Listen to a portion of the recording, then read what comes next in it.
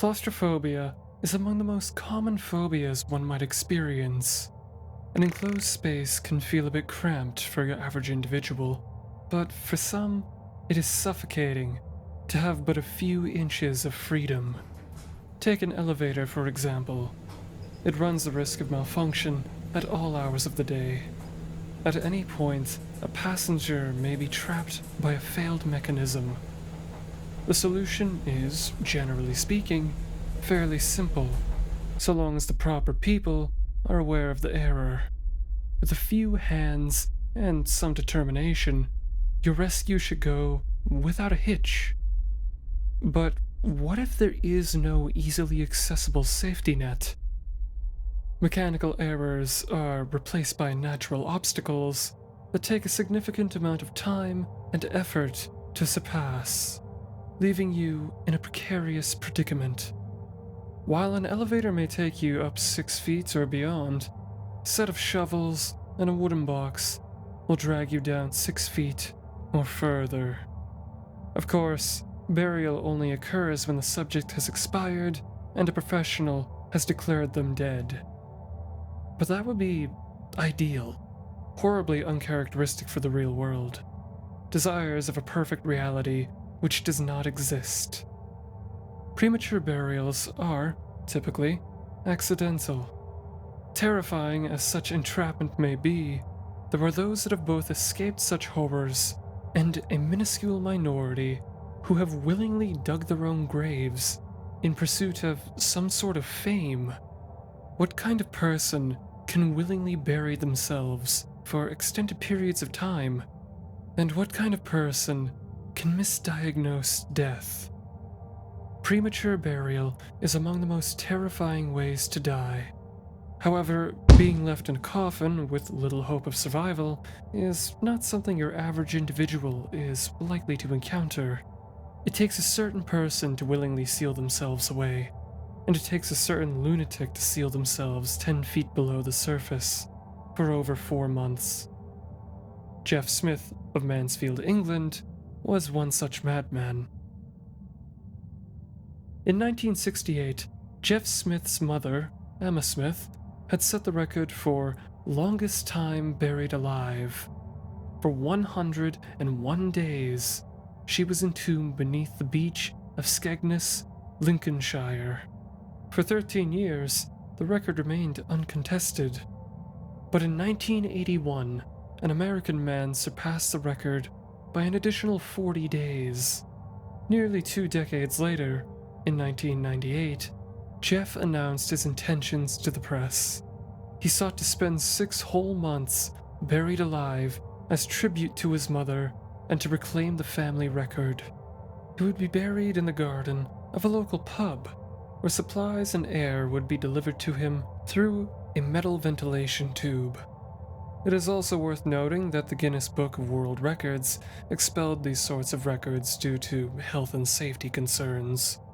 Beyond short-term and local fame, there was no other reason to undertake this endeavor other than to honor his mother. Now, I am sure you were expecting some arduous tale where Jeff barely survives. That wasn't the case at all. His coffin included a handful of amenities that would result in a much more relaxed experience than you might imagine. Lighting, a television, internet access, and a specialized toilet. In truth, the greatest challenge he faced was the mental pressure of being buried. Despite not reaching his goal of 6 months, Jeff successfully reclaimed the record, returning it to his family name. Following another 2 decades, Smith had tragically died in 2022 at the age of 61, a peaceful end to a man of an eccentric achievement.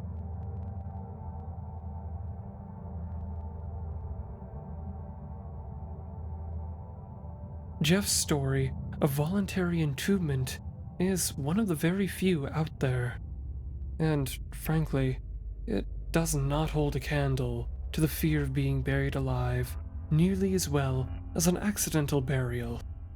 This phobia can be traced back as far as the 14th century. Archaic accounts of specific persons enjoying the luxury of premature entombment have been collected over numerous years. A document originating from the Middle Ages during the 14th century makes such a claim. The tomb of philosopher John Duns Scotus had been opened for reasons unknown. To the archivist's intrigue, he had been found to have escaped his coffin, but not the tomb itself. Upon further investigation, his hands appeared to be torn in a way that would suggest he attempted to claw his way out of the stone prison. For centuries, this underlying paranoia of still living burials permeated throughout Western culture. The revered author Edgar Allan Poe had written the short story Premature Burial in 1844. The tale is told in a first-person perspective, where the narrator describes his dealings with the medical condition catalepsy, a nervous condition which renders limbs immovable and unresponsive to external stimuli, despite the person's conscious state. Various antidepressants and muscle relaxants are commonly used as remedies for ailments which trigger catalepsy. The story continues to explore the narrator's fears and various precautions they would put in place in order to avoid a wrongful burial. They forced their friends to promise not to bury him prematurely. They refrained from leaving home, voluntarily adopting a reclusive lifestyle. They built a tomb with various alarms that could be triggered from the inside to signal for help should they awake from one of their catalepsy episodes. Poe had gone into great detail as to how the tomb was created. The slightest pressure upon a long lever that extended far into the tomb would cause the iron portal to fly back. There were arrangements also for the free admission of air and light, and convenient receptacles for food and water within the immediate reach of the coffin intended for my reception. This coffin was warmly and softly padded, and was provided with a lid fashioned upon the principle of the vault door, with the addition of springs so contrived that the feeblest movement of the body would be sufficient to set it at liberty. Besides all this, there was, suspended from the roof of the tomb, a large bell, the rope of which should extend through a hole in the coffin, and so be fastened to one of the hands of the corpse. But to the dismay of the narrator, their precautions were for naught. However, the story does end on a positive note. The narrator finds new meaning and overcomes their cataleptic episodes. Curiously, Poe had inspired a series of inventions that would allow for those buried prematurely to signal for help, breathe, or escape entirely from the confines of their coffin. Several patents were granted in the decades following Poe's publication. Designs were reminiscent of what Poe had described in Premature Burial. Relatively simple contraptions that were easily accessible to even the most feeble souls.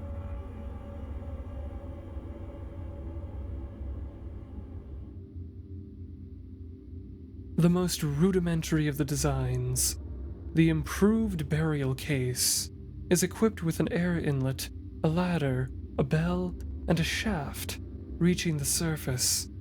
By pulling on the rope left inside of the casket, the bell would ring. This would be used if in the event the person trapped inside was too weak to climb the ladder. Simple and presumably effective.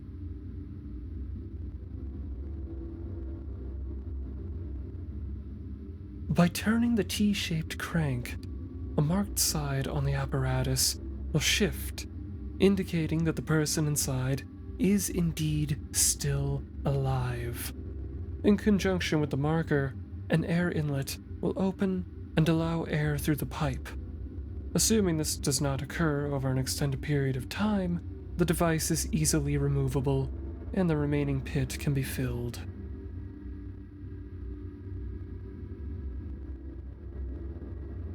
My personal favorite of the three, the burial casket.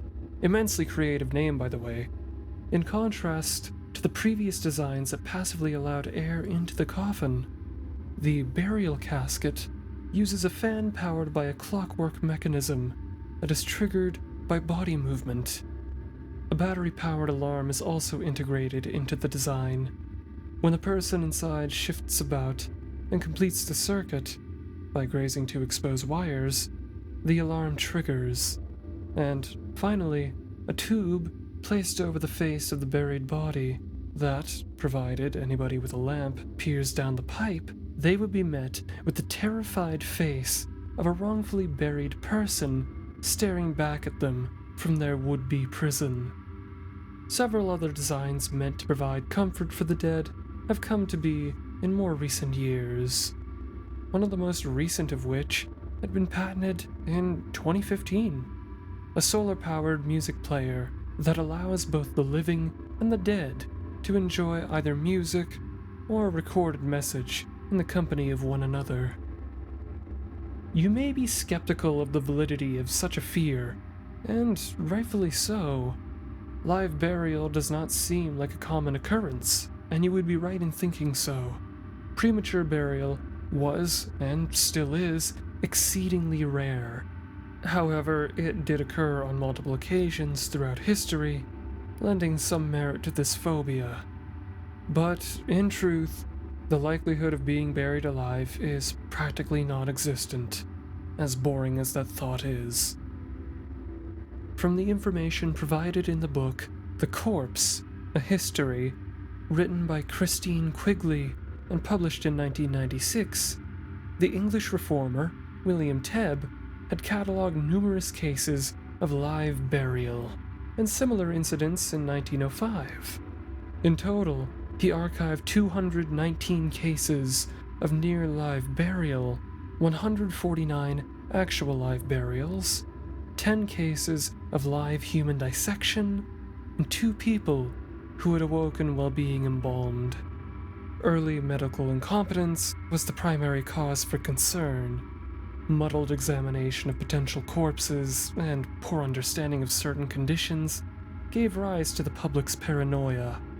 But even with our advances in medicine, similar cases have continued to occur, even as recently as 2020.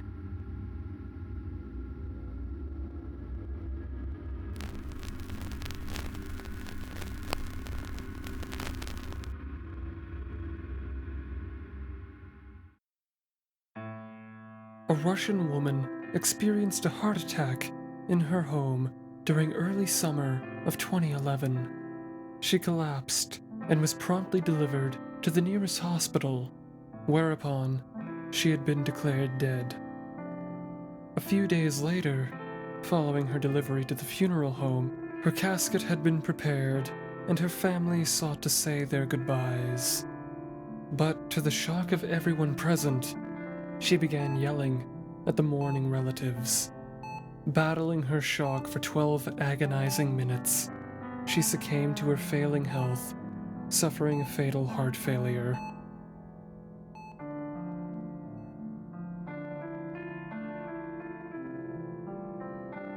In Holmes County, Mississippi, Coroner Dexter Howard had been informed that the 70-year-old Walter Williams had passed away and was in need of transport.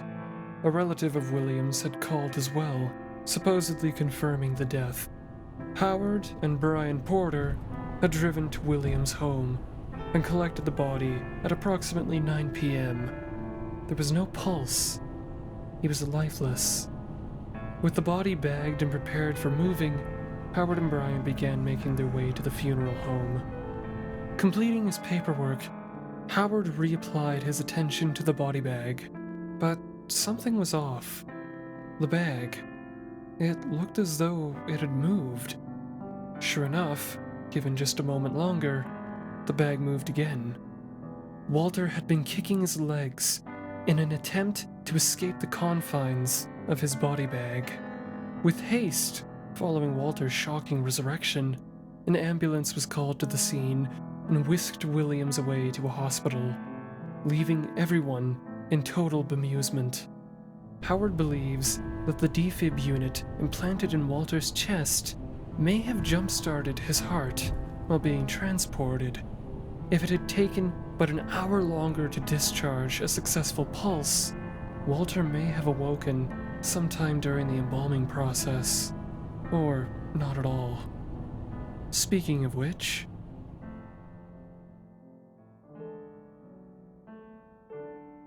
having been processed and transported to a morgue, a man lay in the company of several morticians. Unbeknownst to them, the man was dormant for reasons unknown. The morticians set to work, prepping their tools. They began slicing the man's leg open to begin draining the blood. And like something out of a horror movie, the believed corpse began screaming and wailing. He was indeed alive, and remained so after the fact. As for the staff present, they fled in terror, believing that a truly dead man had been resurrected. He told the press, "I cannot believe what just happened. How did they establish I was dead? I did not even know where I was when I regained consciousness." The Capletet Hospital has been accused of medical negligence in spite of this unfortunate event. A lawsuit was filed soon after, the result of which has not been publicized.